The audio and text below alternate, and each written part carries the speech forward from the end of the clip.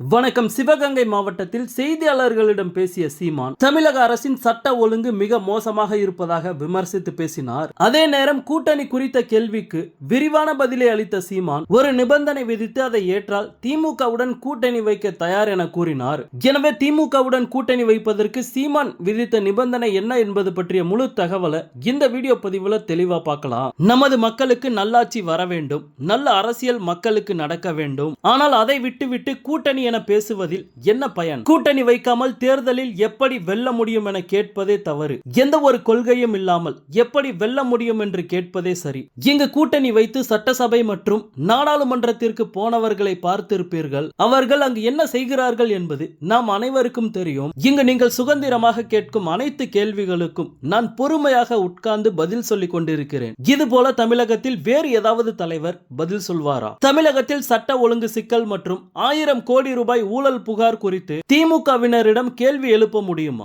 இந்த கேள்விகளுக்கு எல்லாம் திமுக பதில் சொல்லிவிட்டால் அவர்களுடன் கூட்டணி வைக்க நான் தயாராக இருக்கிறேன். சமீபத்தில் சென்னையில் நடந்த ஒரு நிகழ்ச்சியில் நானும் செங்கோட்டையனும் பங்கேற்றோம். சீமானால் நினைத்ததை எல்லாம் பேச முடிகிறது, ஆனால் நான் சிக்கலில் இருக்கிறேன் என்று செங்கோட்டையனை கூறினார். அவரை போன்ற பெரிய தலைவரை இக்கட்டான சூழலில் இருக்கிறார் என்றால் நாடும் மக்களும் எப்படி இருப்பார்கள்? எந்த ஒரு கூட்டணியிலும் இல்லாமல் தனித்து போட்டியிடும் எங்களுக்கு 36 லட்சம் மக்கள் ஓட்டு போட்டு இருக்கிறார்கள். இதை எண்ணிக்கை அடுத்த ஆண்டு இரட்டிப்பானால் என்ன செய்வீர்கள்? இங்கு அதிகாரத்திற்கு வர வாக்குறுதி அளிப்போர் அதிகாரத்திற்கு வந்த பிறகு எதையும் செய்வதில்லை. அது மட்டுமில்லாமல் சட்ட ஒழுங்கு மோசமாக இருப்பதால் பாதுகாப்பற்ற மாநிலமாக தமிழ்நாடு இருக்கிறது. ஆம்ஸ்ட்ராங் போன்றவருக்கே இங்கு பாதுகாப்பு இல்லை என்றால் இங்கு சாமானியனின் நிலை என்ன என்று கேள்வி எழுப்பினார்.